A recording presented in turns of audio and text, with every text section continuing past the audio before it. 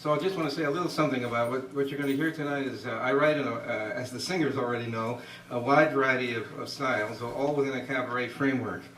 So you'll hear several ballads, one blues song, are jazzy in style, there's a rumba, there's a tango, and a gospel number at the end, and I may have missed a few other things, but it just is more fun for me to go back and forth between all these things, sometimes in the same song. You'll hear it starts out as a ballad, and then suddenly a bossa nova breaks out.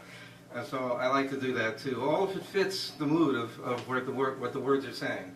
The thing that unites this variety of styles and approaches is that many of these songs, and not all of them, are storytelling songs. They're little vignettes of life in our time. In the 21st century, these are songs here and now. And I try to explicitly make them that way. Storytelling, that means they sometimes sound like they're from musicals. I mean, they're very character-driven songs and very detailed in the time and place, because I like to do that too. But no, they're not from musicals. They're written as little musicals, 2- and 3-minute, 4-minute scenarios. I like to do little things in the music to make it also fun. Little quirks I have, you'll hear if you're listening carefully.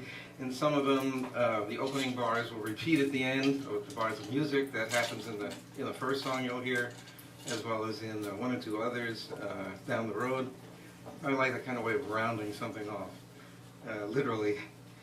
So you've got the mix of genres through the afternoon, the mix of genres within individual songs, and in terms of the crafts of these songs. When I started writing these things about 20 years ago, I come to songwriting in midlife.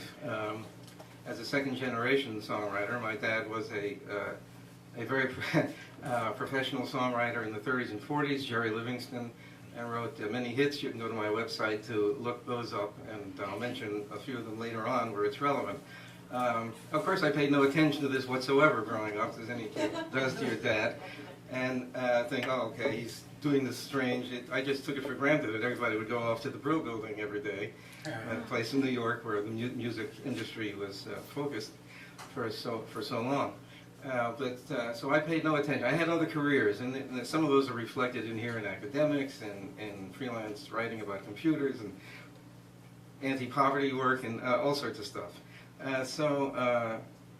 My life was varied that way, and that's reflected in, as I say, in some of these numbers, especially the last one, which tells you to think about changing the story of your life every now and then, if that's what is required. I went through that. So when I started writing songs in midlife, sort of after Dad had died, calling Dr. Freud, Thursday at 2, is that, can you free for that? So I felt like, well, I think I like to do, I'd always loved music and played piano, though my main instrument is flute, which is one of the reasons I don't perform. I'm not good enough on piano. If only flute was a major instrument in cabaret. It could be, but not really for accompanying somebody. So let's see.